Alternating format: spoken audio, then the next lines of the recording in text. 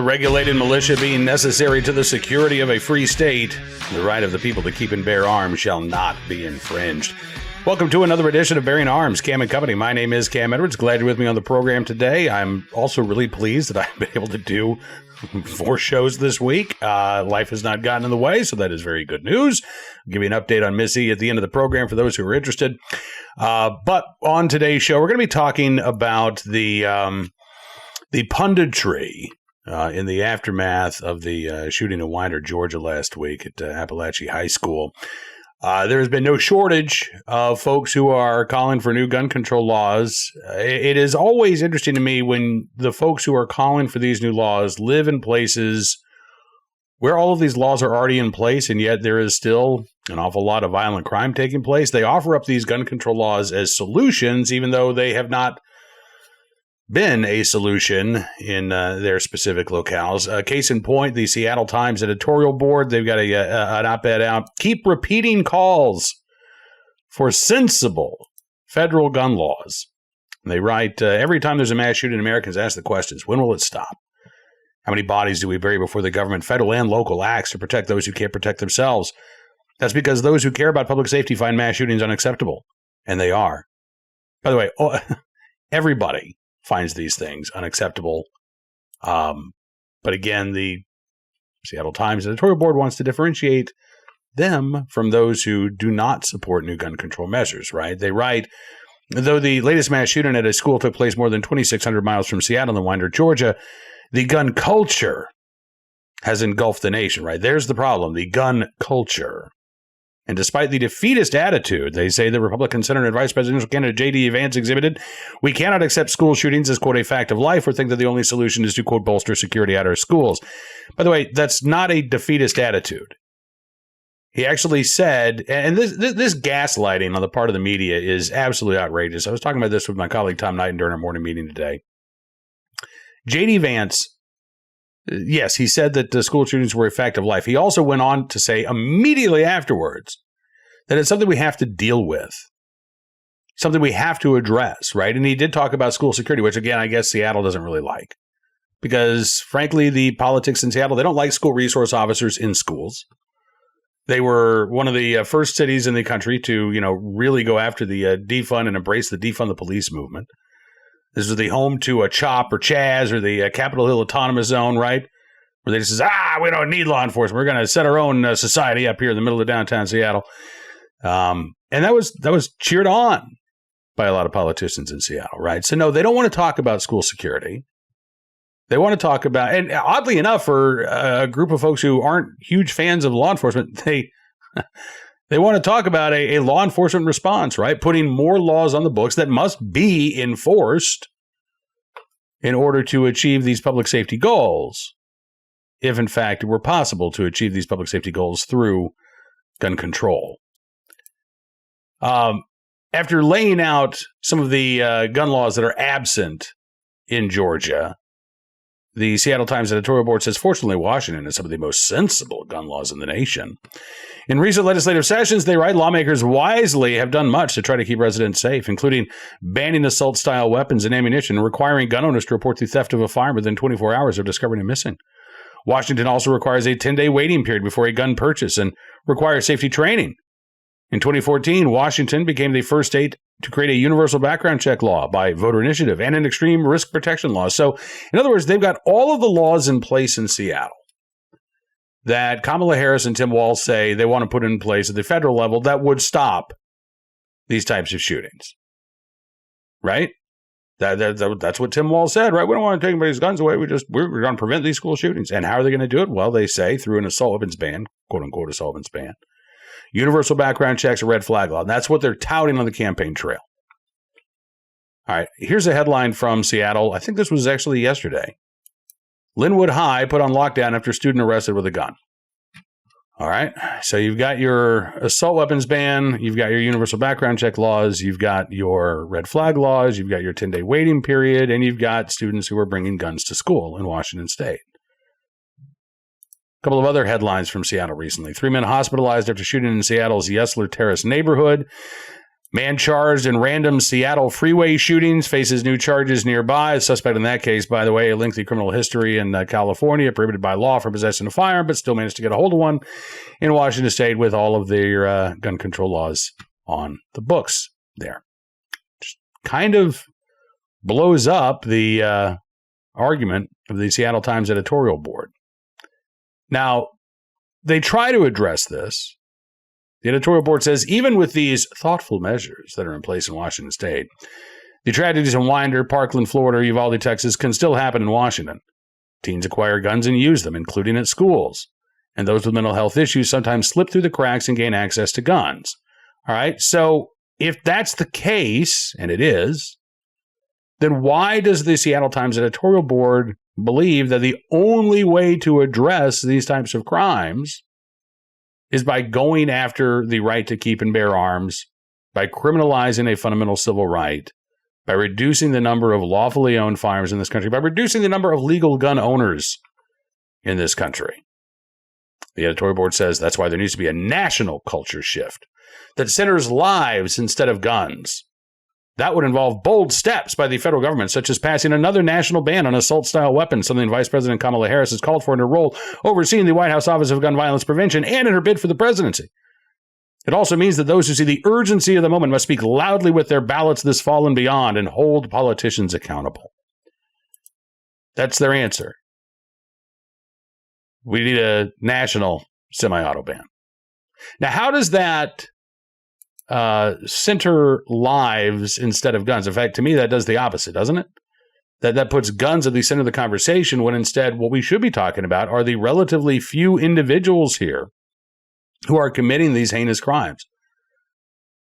And in almost every one of these cases of a school shooting, there were threats communicated beforehand, and there were clear warning signs displayed beforehand. So if we know that having all of these gun laws on the books doesn't prevent these crimes, as even the Seattle Times editorial board admits, then why, again, do they default to, well, we just need a national gun ban? What good is that going to do? If you're concerned about stopping violence at schools, a hardware ban doesn't do it. Let's say that Kamala Harris wins in November. Don't like that thought, but let's go ahead and assume. Let's assume that she's got the majorities in Congress to pass a semi-auto ban. All right, so you put that in place. She says now she's backed away from her previous demand that existing owners of AR-15s and other modern sporting rifles turn them over to the government in exchange for some pittance of cash, right? So let's again assume for the sake of argument that she sticks by that plan. So all existing owners are grandfathered in. No new, quote-unquote, assault weapons able to be sold in the United States. Again, how does that stop the relatively few number of people, the handful of individuals in any given year who are intent on causing mass murder? I don't see how it does, honestly. Okay, so they can't go and buy a new AR-15. Okay. Presumably, most of these kids can't legally buy a AR-15 to begin with, right? I mean, if we're talking about teenagers, they're not legally old enough to buy one. What would stop them from using a shotgun, a handgun, an existing semi-automatic rifle? And by the way, despite what the Seattle Times implies, handguns are actually the weapon of choice in active shooting incidents, according to the FBI, not rifles. So not only are we aiming in the wrong direction by trying to impose a hardware ban, if you really wanted to get serious about this, then would be hearing the Seattle Times. I don't know why I keep smearing the Washington Times editorial board with this op-ed. It wasn't the Washington Times, the Seattle Times. Why are they calling again? Why aren't they calling for a ban on handguns? Because the Supreme Court says that's not allowed? When has that stopped anti-gunners?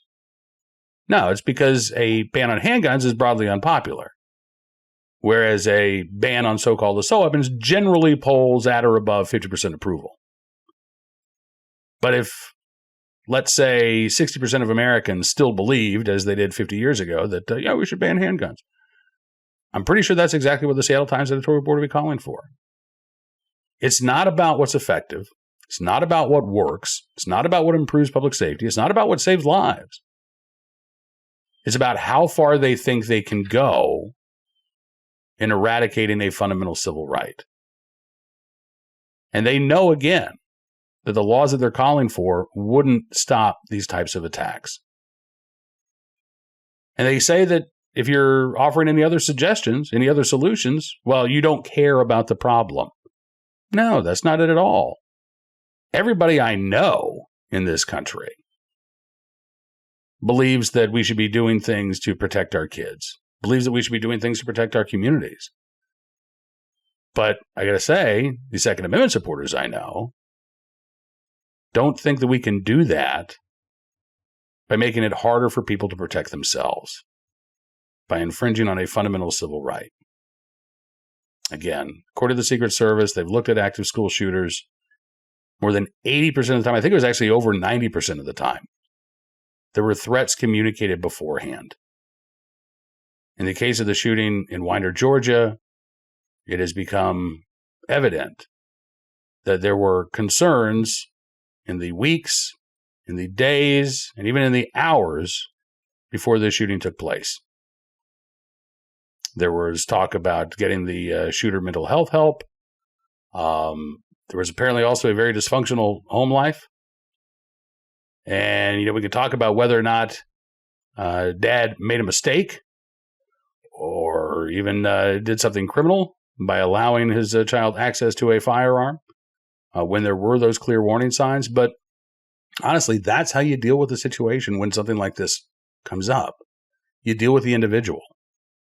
You can point to Lewiston, Maine, where the investigative report has shown that there were multiple opportunities, again, to intervene in the weeks before that shooting took place, but those steps were never taken. You can look at the Parkland shooting, where, again, the FBI had been warned several days before the shooting, hey, there's this guy, you need to look into him, and nothing was ever done. There were dozens of law enforcement contacts in the months before Parkland. And again, it just never really rose to the occasion of, okay, we got to do something about this, right? After the fact changes were made, we've talked with Ryan Petty on this program a number of times before about behavioral threat analysis. And that's not about, putting troubled kids immediately behind bars. It's not about tarring and feathering them with a reputation as a psychopath. It really is about, okay, if there is a threat, let's deal with the threat. And that may mean getting that individual mental health treatment. It may mean, taking them out of a bad home environment. It may mean referring them to law enforcement. But again, you're still dealing with the individual who poses the problem, who poses the threat. You're not out there combating gun culture, whatever the hell that means. You're not out there trying to attack a fundamental civil right. And not even a frontal assault, right? Let's repeal the Second Amendment. I mean, there's at least some honesty in that argument.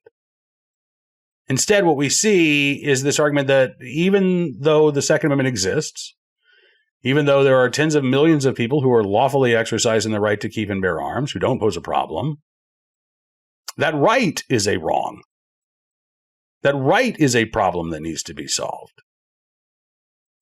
And that's where the gun debate inevitably ends up.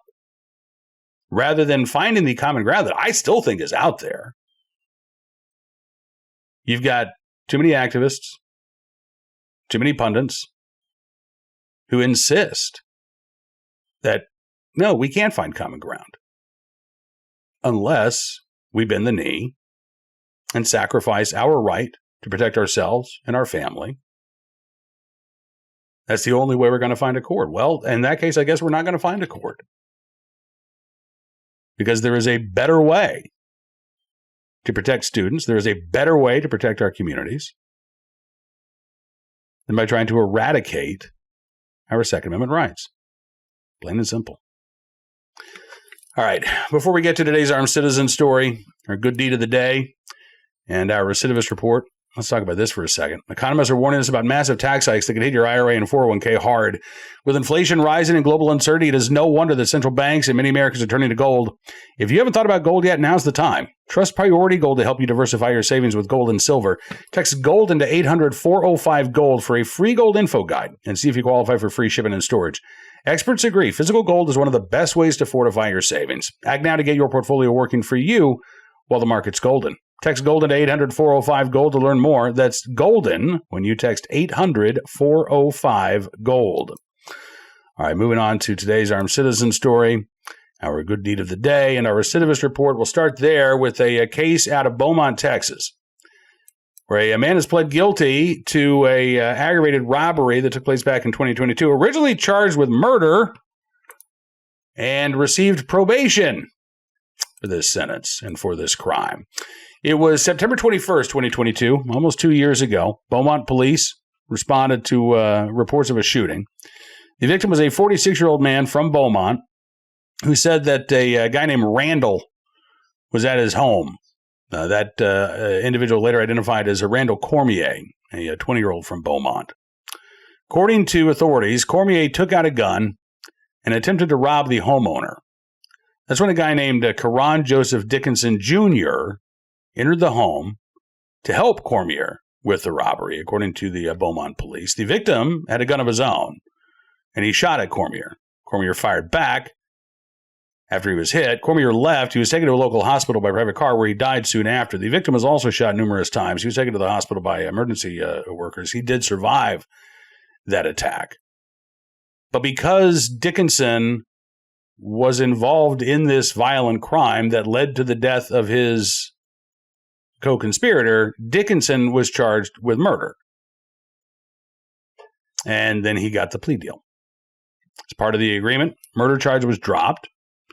Judge John Stevens sentenced Dickinson to 10 years probation on the aggravated robbery charge.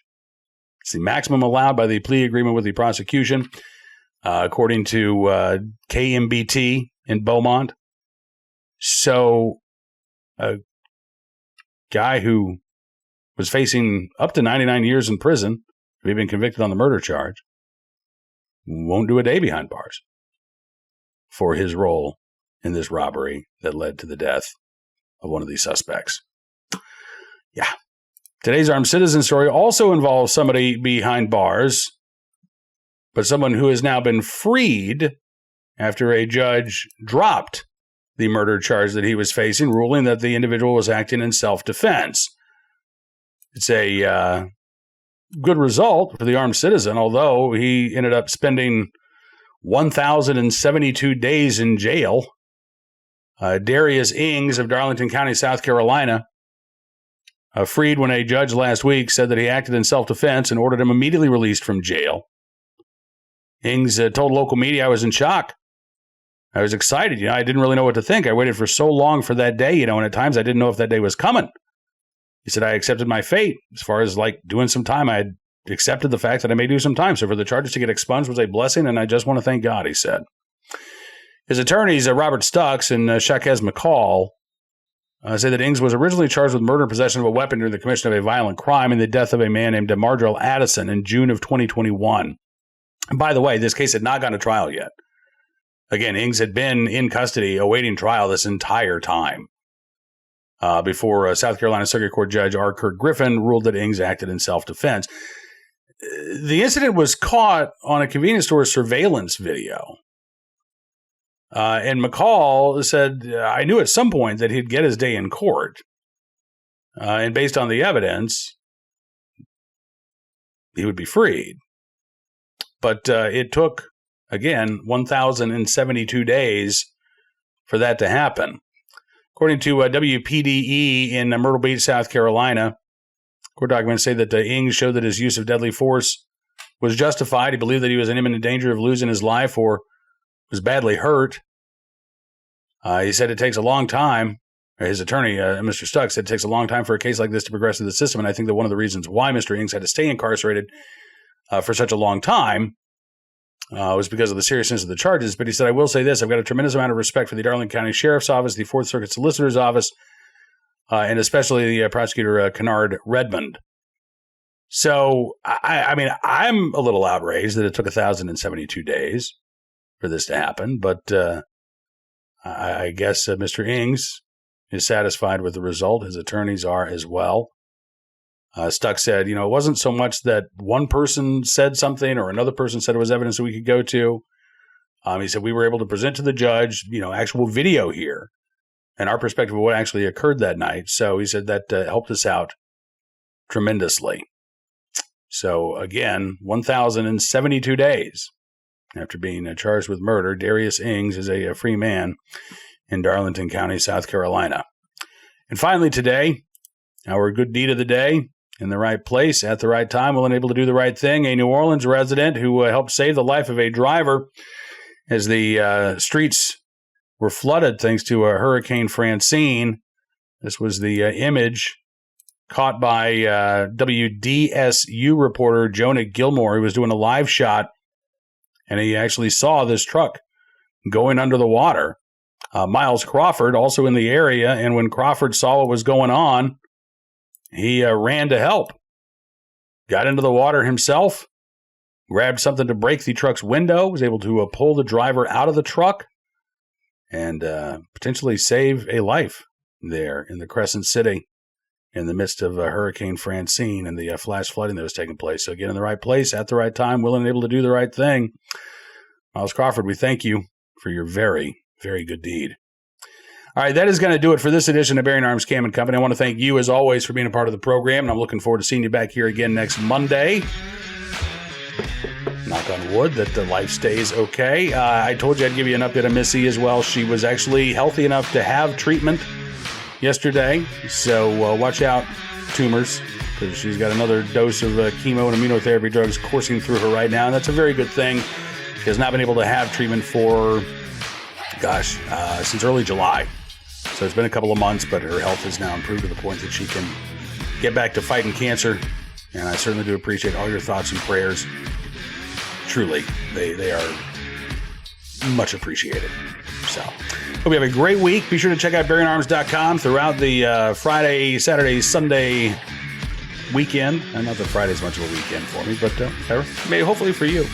We will be keeping you up to date on all of the latest Second Amendment news and information from all across the nation. We'll see you back here for another edition of Bearing Arms Cam & Company on Monday. Until then, be well, be safe, and be free.